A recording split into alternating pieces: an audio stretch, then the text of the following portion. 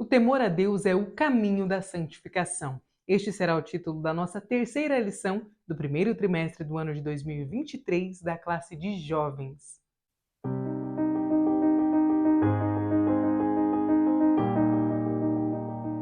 A paz do Senhor, querido aluno e professor da Escola Bíblica Dominical. Eu sou a irmã Damaris, sou professora da EBD, na congregação em que sirvo ao Senhor aqui na Assembleia de Deus em Curitiba. E hoje estou aqui para que nós possamos continuar meditando nesta primeira revista do ano da classe de jovens, cuja temática principal é a santidade. E hoje nós falaremos sobre o temor do Senhor. Mas antes de nós começarmos a falar sobre o temor do Senhor, eu gostaria de pedir que você, por favor, deixasse o seu like neste vídeo. Se você quiser, deixar um comentário, dizer de onde você está me assistindo, se você tiver alguma dúvida ou comentário, por favor, deixe aqui embaixo, sinta-se à vontade, será uma alegria responder o seu comentário. Eu também peço que você, por favor, inscreva-se aqui no canal. Desta forma, você estará me ajudando, o trabalho que eu faço aqui no YouTube, e também estará fazendo com que o YouTube entregue esta aula, este conteúdo, para outros alunos e para outros professores da classe de jovens. Amém? Conto com a sua ajuda.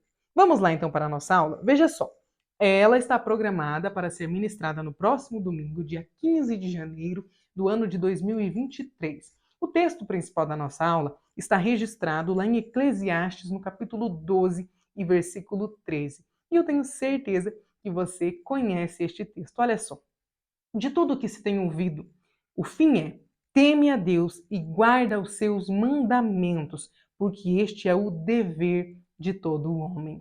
O resumo da lição nos fala que o temor do Senhor conduz os passos de quem quer seguir pelo caminho da santificação. Temos aqui a nossa leitura semanal. Eu sempre peço que você, professor, lembre os seus alunos de fazerem essa leitura. Às vezes os nossos jovens querem conhecer mais do Senhor, querem estudar mais a palavra de Deus e não sabem como. Veja só, as revistas da Escola Bíblica Dominical são uma excelente forma de começar o estudo da palavra de Deus, porque aqui nós temos essas leituras que você fazendo elas, você vai conseguir um aprofundamento bíblico a respeito do tema que nós estamos trabalhando. Além do que, talvez você possa incentivar os seus jovens que queiram estudar mais da palavra a adquirirem a revista de professor, porque aqui nós temos um conteúdo a mais do que na revista de alunos, e eu tenho certeza que assim os nossos jovens serão edificados ainda mais a respeito da palavra de Deus.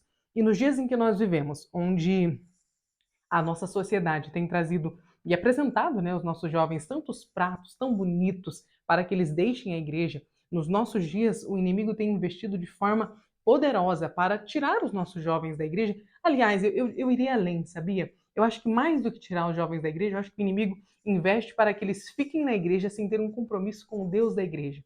Então é como se eles estivessem dentro da igreja, mas não conhecessem o Senhor, que é o dono da igreja.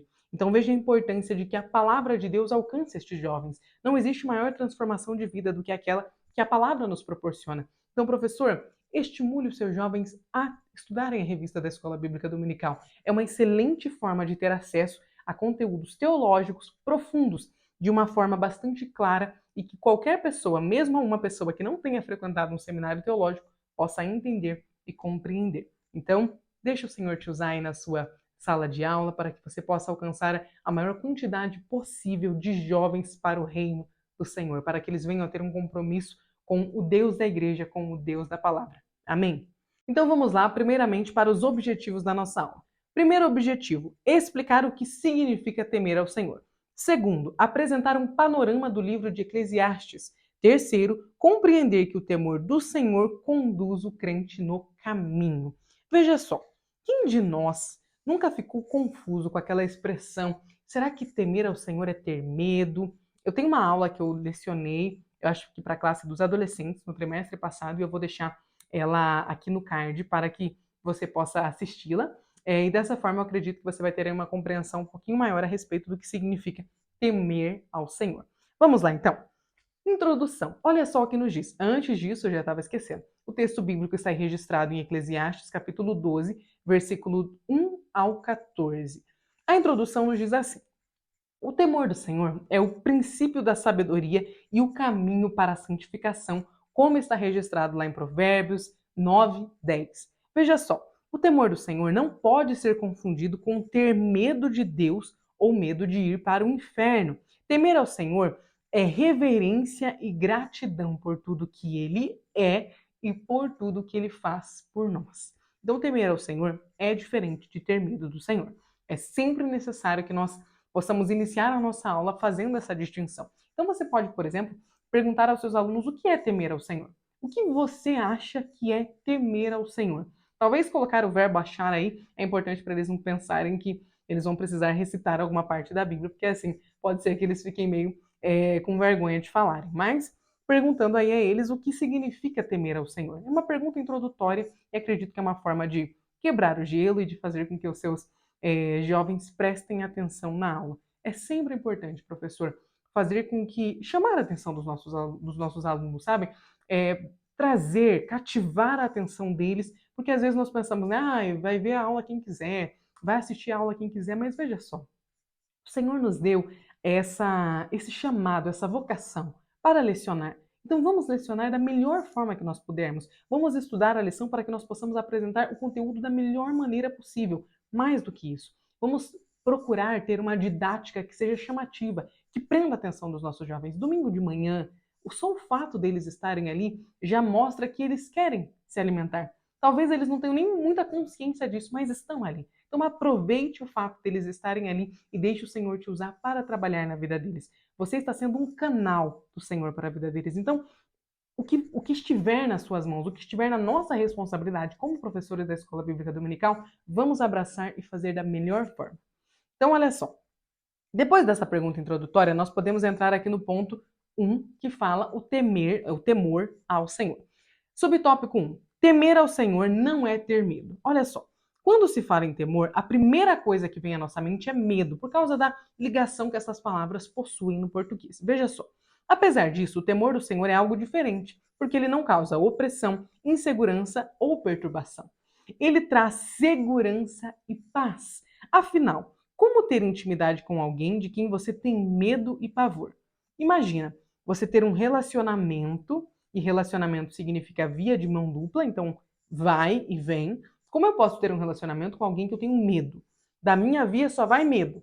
O que poderia vir da outra via que, sabe, construir um bom relacionamento? Veja a importância de nós colocarmos, né, de mostrarmos que o Senhor não deseja ter um relacionamento conosco de medo, de opressão. Se fosse assim, ele não teria nos criado com livre-arbítrio. Ele teria nos feito condicionados a adorá-lo. Mas ele não nos fez assim, justamente porque ele deseja que nós tenhamos um relacionamento pelo qual nós cheguemos até ele porque nós queremos. Então, quando eu vou até alguém porque eu quero, eu não vou a alguém de quem eu tenho medo. Né? Por exemplo, você tem a oportunidade de entrar num lugar do qual você tem medo e num lugar do qual você gosta. Em qual lugar você entra? No lugar que você gosta, não é mesmo? Porque o ser humano gosta de caminhar sobre lugares ou locais conhecidos. Então veja a importância de nós apresentarmos o Senhor não como alguém de quem nós devemos ter medo, não como aquele Deus carrasco que está lá no céu, que mora lá longe e que vai me fulminar se eu não fizer o que ele quer. Não é assim. O nosso Senhor, temer a ele, não significa ter medo dele. Significa que eu reverencio quem ele é. Temer ao Senhor significa que eu sei quem ele é e por isso eu o temo. Não é eu tenho medo dele, é diferente. Continuando, olha só. O cristão não deve servir a Deus por ter medo dele ou por ter medo de ir para o inferno, mas por amor e gratidão por ele ter enviado seu próprio filho para resgate da humanidade. Temer a Deus inclui respeitá-lo, dar-lhe o lugar de honra, o lugar de glória, honra, reverência, ações de graça, louvor e a proeminência que ele merece. Quem teme ao Senhor é diferente de quem tem medo de Deus, que se esconde. Quem esconde, né? Aqui nós podemos lembrar do pecado de Adão e Eva, que depois de pecarem se esconderam de Deus. Por que eles se esconderam de Deus? Porque eles sabiam que havia um pecado. Então, geralmente, o medo está associado a alguém que fez algo de errado. Agora, temer ao Senhor é diferente disso, porque significa ele é glorioso, ele é poderoso, ele é onipresente, ele é onisciente, ele criou tudo que há ao nosso redor. A grandeza da criação de Deus, inclusive, é o tema que nós estamos trabalhando do livro de Gênesis e falando da grandeza de Deus na classe de adolescentes. Eu vou deixar linkado aqui no card, caso você também dê aulas para a classe de adolescentes. Eu vou deixar aqui, talvez você não saiba, mas eu gravo aulas, pré-aulas para a classe de adolescentes também. E lá nós estamos falando sobre essa grandeza de Deus. E às vezes, quando nós nos deparamos com essa grandeza de Deus, causa um certo susto, não é mesmo? A gente fica pensando, uau, o Senhor que fez os mares, os montes, o céu, que fez a quantidade de animais, né? Olha a biodiversidade que existe na flora, na fauna. E o Senhor fez tudo isso. O Senhor fez o nosso corpo. O nosso corpo é uma máquina extremamente poderosa, extremamente assustadora no sentido da capacidade que ela possui. E o Senhor que fez tudo isso é o Deus a quem eu sirvo. Então, saber de tudo isso me leva a temer ao Senhor, porque eu olho e fico estarrecida com a quantidade de coisas que o Senhor fez. Então, saber quem Ele é me leva a adorá-lo. Eu gosto de olhar na Bíblia a reverência que os homens e mulheres que serviram ao Senhor davam a ele. Eu gosto de quando Eliezer vai buscar Rebeca e após ele pedir ao Senhor uma confirmação de que Rebeca era a esposa que ele iria levar a Isaac, Rebeca dá água ao camelo, diz de quem ela é filha, né? Fala da descendência dela, e aí imediatamente Eliezer se prostra ao chão agradecendo ao Senhor. Eu acho tão linda essa passagem, e eu estou citando ela porque eu a li agora de manhã, enquanto fazia minha leitura diária da Bíblia, e eu fiquei assim, bastante pensando, sabe, reflexiva a respeito disso, porque eu pensei, olha, Senhor, como imediatamente aquele servo de Abraão, que nem provavelmente, o Senhor não tinha, o relacionamento de Deus não era nem com ele, mas talvez por conta de ver o Senhor abençoando a vida de Abraão, ele passou a servir ao Senhor. Então nós vemos aquele servo de Abraão em oração, indo buscar Rebeca, pedindo uma prova para o Senhor, e quando o Senhor o responde, ele de forma imediata se prostra ao chão e adora ao Senhor. Eu aprendo muito com esse se prostrar, porque significa que, mesmo que eu tenha um relacionamento com o Deus Criador, ele ainda é o Deus Criador. Então eu ainda devo honrar a ele e por isso eu temo a ele. Amém? Aqui no segundo tópico, nós iremos falar sobre o temor define a quem a pessoa serve. Então veja só, nós servimos a quem nós tememos. Nós queremos ter um relacionamento com aquela pessoa que nós admiramos, que nós queremos estar perto. Servir alguém e temer alguém significa que eu admiro aquela pessoa, por isso eu a temo. Então quem serve ao Senhor, serve justamente porque compreende quem o Senhor é. E como eu falei agora há pouco, quando eu sei quem o Senhor é, imediatamente eu me prostro diante dele, porque eu sei que estou diante do Deus Criador. Agora, olha só, aquele que teme a Deus não anda preocupado em agradar os outros e em receber a aprovação deles, como é o caso de Pedro. Lembra quando Pedro estava sentado juntamente com o apóstolo Paulo, com alguns irmãos em Antioquia, e ele estava comendo ali com os irmãos que eram gentios e não eram circuncidados. Mas o apóstolo Pedro, quando chegam ali o que aqui a lição vai chamar de irmãos da circuncisão, que eram aqueles obreiros de Jerusalém, judeus, que acreditavam que todos, para receberem a Jesus e fazerem parte da igreja de Cristo, deveriam ser circuncidados. Pedro já não acreditava mais nisso, mas quando chegaram os irmãos por conveniência, Pedro se comporta de forma hipócrita. Veja que Pedro tinha medo do que os irmãos iriam pensar dele. E por causa desse medo, ele acabou se portando de forma hipócrita. O nosso comportamento diante de Deus jamais pode ser assim. Eu não posso servir a Deus porque eu tenho medo do que ele pode fazer comigo ou porque eu tenho medo de ir para o inferno. O meu pai, ele é meu pai e meu pastor, né?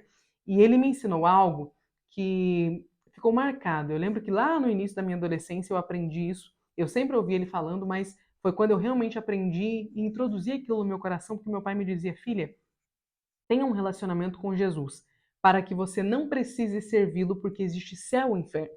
Porque ainda se não houvesse céu para ir ou inferno para deixar de ir, eu serviria o Senhor. Então que você possa viver este tipo de relacionamento com o Senhor, do qual você não tem ansiedade pelo céu ou medo do inferno, mas no qual você tem desejo de estar aos pés de Cristo. Eu desejo o mesmo a você, professor, a você, aluno, e você pode talvez falar essa frase aos seus adolescentes, desculpa, aos seus jovens, porque quantos de nós às vezes não ficamos tão medrosos do que o Senhor pode fazer conosco ou do inferno que ele pode nos lançar e perdemos a oportunidade de desfrutar da companhia do Deus Criador. Olha o nosso privilégio, nós podemos se assentar e conversar com o Senhor que fez os céus e a terra, o Deus Criador, o Deus de tudo que há. Nós podemos chamá-lo de Pai. Olha o tamanho do nosso privilégio. Temer ao Senhor se enquadra dentro do entendimento de que Deus é grande, é poderoso e o meu Senhor. Então eu o sirvo de livre e espontânea vontade, não porque eu tenho medo de algo que ele possa vir a fazer comigo. Continuando, aqui no subtópico 3, nós falaremos sobre o temor do Senhor que exige intimidade com Ele. Olha só, o salmista afirma que o segredo do Senhor é para os que o temem, e Ele lhes fará saber o seu conserto, lá em Salmo 25:14. Muitas pessoas estão enganadas quanto à verdade do Evangelho, porque influenciadas por mensagens que apresentam um Deus que faz barganha com os seus fiéis, que não apresenta, né, Senhor como juiz, mas Deus como Pai, que deve ser conhecido como o justo juiz, e a falta deste conhecimento real a respeito do Pai leva algumas pessoas a viverem sem nenhum tipo de temor ao Senhor. Não ter temor ao Senhor significa que eu não conheço a Deus. Sabe essas pregações de que Deus é meu parça, é meu brother, Deus é amor? Veja que é um desconhecimento total do Senhor dizer que Ele é amor no sentido de que Ele não fará nada comigo. Porque amor, para a nossa sociedade, é aquele sentimentozinho que as pessoas têm ali de forma imediata e que acaba. Agora, quando nós olhamos para a Bíblia, o amor não acaba. O amor, ele dura. E o amor, ele não tem como pressuposto eu estar bem, mas ele tem como pressuposto o fato de que eu estou agradando a alguém. Então, veja só, quando o apóstolo Paulo vai falar sobre ainda, né, que eu falasse a língua dos homens, mas não tivesse amor, ou seja, mesmo que eu agradasse as pessoas sem amor, eu não estaria fazendo algo que era bom. Aquilo não seria digno. Imagina se Jesus, lá na cruz, não tivesse nos amado. Se Jesus lá na cruz ele tivesse apenas tentando cumprir algo que o Senhor o fez, né, o mandou fazer. Ali ele não teria conseguido trazer a salvação sobre nós, porque ele não teria ido até o fim. O que fez com que Jesus chegasse até o fim no seu propósito foi o amor que ele tem por nós. O Senhor tinha um pacto com a humanidade e era um pacto de amor. Por amor a nós, Deus o Pai enviou o seu Filho, Jesus, para que ele morresse por nós. Então, o amor diante da Bíblia não é qualquer sentimentozinho que qualquer adolescente pode ter por aí. O amor da Bíblia é o amor que fez com que o Filho se tornasse carne, habitasse o ventre de Maria, viesse ao mundo, vivesse aqui conosco e então cumprisse o seu propósito final e morresse por amor a nós. Você percebe o tamanho desse amor? Isso é amor. Não esse sentimento que causa borboletas no estômago. Não, não, não. Isso não é amor. Isso pode ser categorizado como paixão, como desejo, como atração. Não amor. Então, quando nós falamos que Deus é amor, como se ele fosse alguém que vai só passar a mão na minha cabeça, eu estou colocando Deus debaixo da perspectiva de um amor humano. E a perspectiva bíblica de amor não é essa. O amor que a Bíblia nos mostra é um amor que vai além dos sentimentos. É um amor que está ligado à razão, à convicção. Porque Jesus, apesar do medo que ele sentia da cruz, porque Jesus temeu, Jesus chamou o Pai, ele clamou, ele teve medo do que viria a acontecer com ele. Apesar dos seus sentimentos, o propósito que ele tinha não foi abandonado, porque o propósito dele era motivado por amor. Então essas pregações que colocam o Senhor como um Deus de amor, que não vai me corrigir, é um amor baseado apenas no pensamento humanista, porque amor no sentido bíblico é justamente alguém que corrige, porque eu amo tanto você, meu filho, que eu te corrigirei. Veja o Senhor, o amor de Deus sendo mostrado, sendo manifesto por nós. O Senhor nos ama e por causa desse amor ele nos corrige, ele nos constrange para que nós possamos abandonar os nossos erros e nos corrigirmos. Quando o Senhor usa o profeta Natã, como nós falamos na aula passada, para colocar o dedo no rosto do rei Davi e desmascarar o pecado de Davi, o Senhor não fez aquilo porque ele queria expor Davi ao ridículo. O Senhor fez aquilo porque ele amava Davi e ele queria que Davi conseguisse se consertar. Então veja que estas pregações, estes sermões, estes livros, séries, enfim, que colocam Deus como um amor humano, sabe, que só quer que você seja feliz, feliz, feliz, que só quer te dar o que você necessita, não é o amor bíblico. O amor bíblico, nós estamos falando de Deus nos constranger para nos levar ao arrependimento e então conseguirmos ser salvos. Mais do que isso, nós vamos ver aqui que quem tem intimidade com Deus ouve e atende aos constantes ensinos do Espírito Santo para a manutenção da comunhão com Ele. Veja que eu gostei do que o nosso comentarista colocou aqui no final, olha, não troque a sua intimidade com Deus por prazeres momentâneos e efêmeros. Não vale a pena. Imagina, voltando a falar de Davi, por causa da ociosidade, por causa de um desejo mundano, repentino, Davi viu a espada chegar à sua casa e não sair mais dela. Eu imagino o tamanho da dor de Davi como pai, quando ele enterra aquele primeiro bebezinho dele de Betseba, depois Amnon, depois a Tamar continua viva, mas é como se não estivesse, porque o que aconteceu com ela foi uma tragédia. Depois Absalão vai a morrer, vem a morrer pelas mãos de Joabe. Assim, 3 filhos de Davi foram mortos diante dele. A espada não saiu mais da casa dele, porque ele trocou a intimidade profunda com Deus por conta de prazeres efêmeros. E aqui termina com a receita de Tiago para que o Senhor se achegue a nós. E eu amo a receita de Tiago porque é a seguinte: chegai-vos a Deus, e ele vos chegará a vós. Então, olha só, Tiago está literalmente nos dizendo: corra para os braços do Senhor, porque desta forma ele também virá ao teu encontro. Então, vá ao encontro do Senhor, percorra o caminho que está te distanciando do Senhor, e então você estará pertinho do Pai.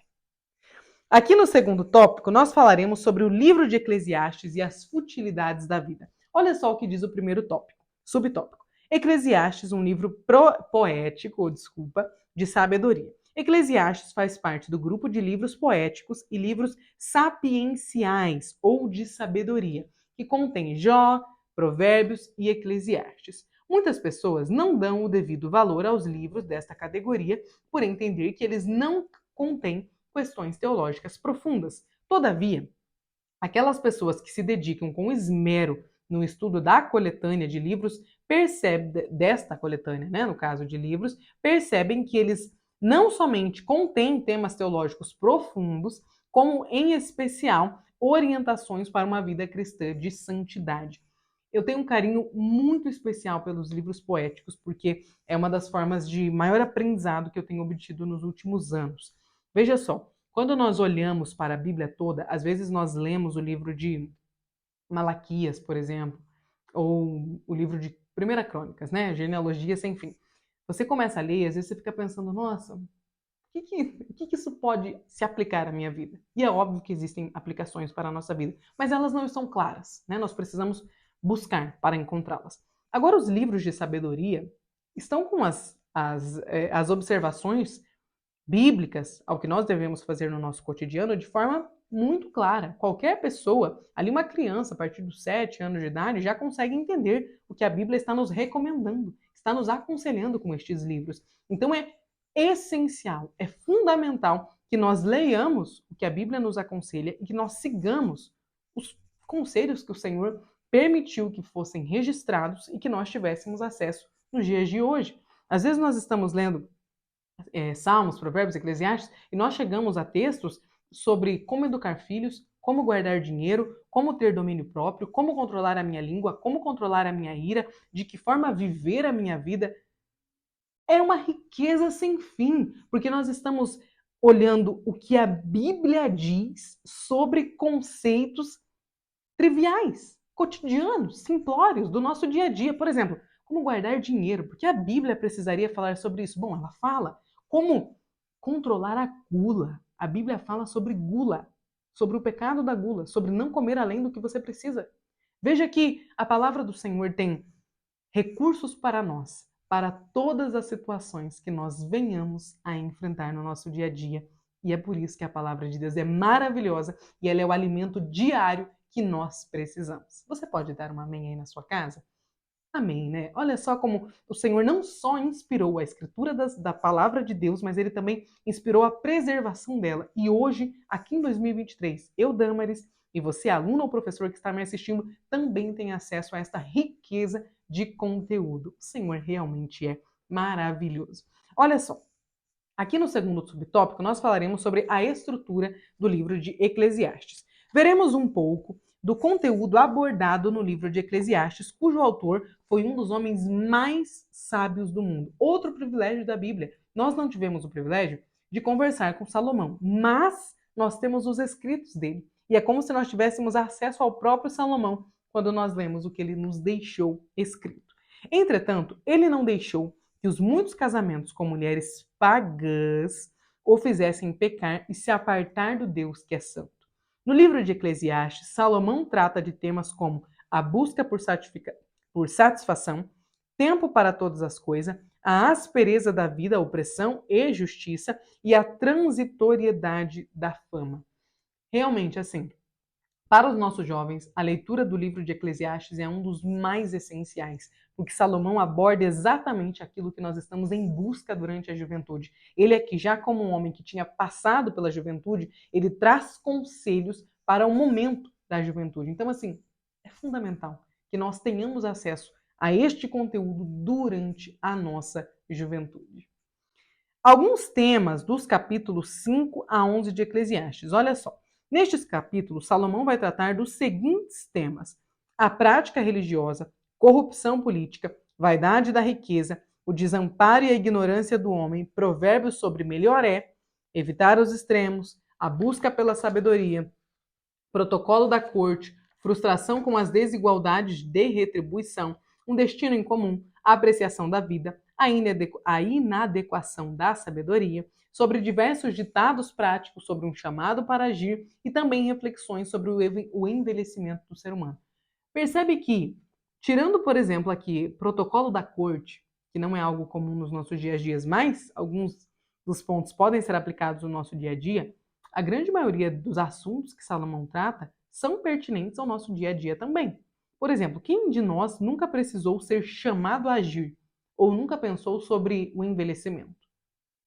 As mesmas aflições, ou pelo menos parte das aflições que atingiam a vida de Salomão, atingem também a nossa vida. Então o Senhor utilizou do que Salomão vivia, da sabedoria que o Senhor tinha dado a ele, e o inspirou a escrever, para que fosse, de forma inspirada pelo Senhor, este livro completasse a Bíblia Sagrada e nos desse alimento para entendimento e melhor aplicação do conhecimento bíblico no nosso cotidiano. Olha como Deus é maravilhoso.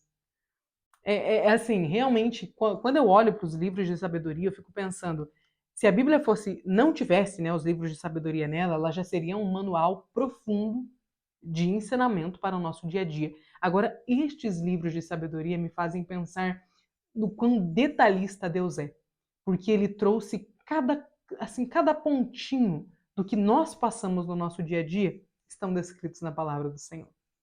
Continuando. Como já é do seu conhecimento, o autor, que é alguém, né, possuidor de sabedoria e que desfrutou dos mais diversos prazeres da vida, realizador de importantes construções e possuidor de riquezas, este é o autor de Eclesiastes. Contudo, o mais importante é o resultado final da sua vida.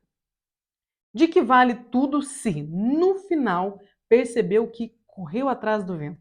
Podemos observar, pelo exemplo de Salomão, que quando se busca mais os prazeres deste mundo e menos o reino de Deus, o fim é sempre trágico. Outro tema que se destaca neste livro é o tempo adequado para todas as coisas, que é aquele texto muito conhecido de Eclesiastes, que está registrado no capítulo 3.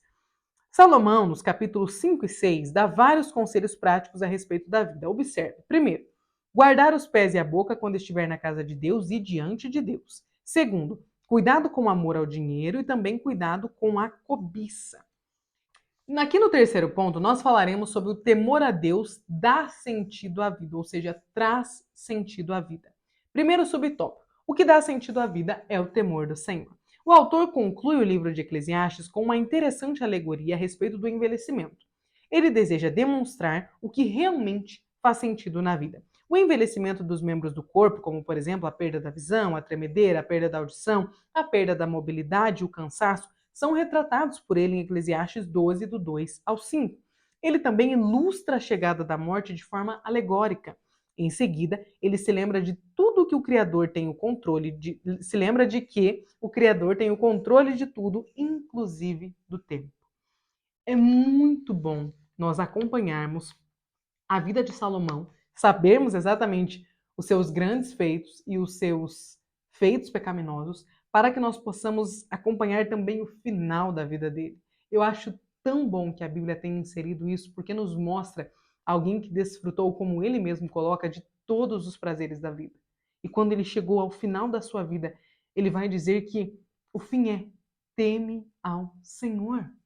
Então, temer ao Senhor é o princípio que deve nortear as nossas vidas. Salomão chegou a essa conclusão e nos traz essa receita, e qualquer pessoa que você conheça, qualquer irmão ou irmã da nossa igreja, que tenha aí muitos anos, né, de fé, vai chegar à mesma conclusão. Eu me lembro de conversar com um irmão, ele dizia, minha filha, hoje eu posso dizer que o que Salomão escreveu é a verdade. Porque eu também posso dizer que eu vivi, ele falou, não aproveitei de todos os prazeres da vida, mas eu aproveitei de todos os prazeres da minha vida. E eu posso te dizer, temer ao Senhor é o único motivo que deveria nos reger. Às vezes nós achamos que estamos fazendo muito, que estamos correndo para ter uma vida melhor, para fazer algo. E no fim das contas, tudo que nós precisávamos era apenas temer ao Senhor. Porque quando nós temos o Senhor em vista, as demais coisas nos são acrescentadas. Quantos de nós não estamos perdendo a nossa vida? Perdendo justamente porque nós queremos ganhá-la da forma que não é bíblica. Nós queremos correr atrás de algo que Salomão vai dizer correr atrás do vento. Né? Quem corre atrás do vento e consegue alcançá-lo? Ninguém. Ele estava justamente dizendo correr atrás de coisas triviais não vai te levar a lugar nenhum. Então, teme ao Senhor. Se ajoelha diante da presença de Deus. Clama ao Senhor por sabedoria e não abandona a sabedoria como fez Salomão. Não adianta você clamar ao Senhor por sabedoria e na sua vida prática não aplicar essa sabedoria. Então, os livros de sabedoria da Bíblia nos trazem ensinamentos sobre o que nós devemos aplicar no nosso dia a dia para que nós possamos ser sábios. Mais do que ser sábios, para que nós possamos andar na presença de Deus e sermos perfeitos. Lembra do que o Senhor disse a Abraão quando fez o pacto com ele? Anda na minha presença e ser perfeito. E seja perfeito. Nós só conseguiremos andar na presença do Senhor e ser perfeitos quando nós seguirmos os mandamentos do Senhor, quando nós tivermos temor a Ele e, pelo temor que temos a Ele, conseguirmos levar as observações que Ele nos deixou em Sua palavra a sério no nosso dia a dia. Aqui no nosso segundo subtópico do ponto 3, nós falaremos sobre o caminho da santidade e o tempo. O autor de Eclesiastes teve muitas oportunidades na vida, mas as aproveitou de maneira errada. Todavia, ele não quis ir para o túmulo sem aconselhar os mais jovens a aproveitarem melhor o tempo de vida que é curto. O tempo passa para todos e quando menos esperamos, a velhice chega. O conselho final é temer ao Senhor e guardar os seus mandamentos nos dias da mocidade. Assim, não haverá dias perdidos correndo atrás do prejuízo causado por não saber usar o tempo que recebeu do Senhor. Quanto antes o cristão se dedicar a uma vida de santidade, melhor será o seu presente e também o seu futuro. E o último subtópico nos fala que quem teme a Deus não tem medo do julgamento divino. Olha só, o caminho de santidade produz no crente o desejo de ser diferente. E isso lhe dá segurança em relação à sua fé e fortalece a sua esperança para a salvação. Deus há de trazer a juízo toda a obra e até tudo o que está encoberto, quer seja bom, quer seja mal. O fato de que todos os seres humanos serão julgados por Deus está intimamente ligado à ideia de santidade. Sabe por quê? Quando eu temo ao Senhor, portanto eu o conheço, porque para temer ao Senhor eu preciso conhecê-lo. Então, quando eu conheço ao Senhor, quando eu tenho intimidade com Ele, eu percebo que eu preciso ser mais santo, que eu preciso melhorar. Porque se eu estou diante de Deus que é santo, que é puro, que é eterno, que é Pai, eu começo a perceber o quanto de mim precisa ser melhorado. O quanto eu preciso, sabe, de deixar as minhas práticas pecaminosas porque eu estou diante de Deus. É mais ou menos quando você é uma pessoa, por exemplo, que tem defeito de caráter, que tem uma dificuldade com pegar as coisas que não são suas, né? Que pega, faz pequenos furtos. Quando ela está diante da polícia, ela morre de medo de que a polícia descubra o que ela fez. Alguém que deve, só de ver uma sirene, né, de ouvir uma sirene ou de ver um carro de polícia passando, já fica com medo, porque deve. Então, o fato daquela pessoa estar devendo significa que ela precisa melhorar, para que quando ela vir a polícia, ela não fique lá morrendo de medo. Agora, traz isso para nós, para nossa realidade.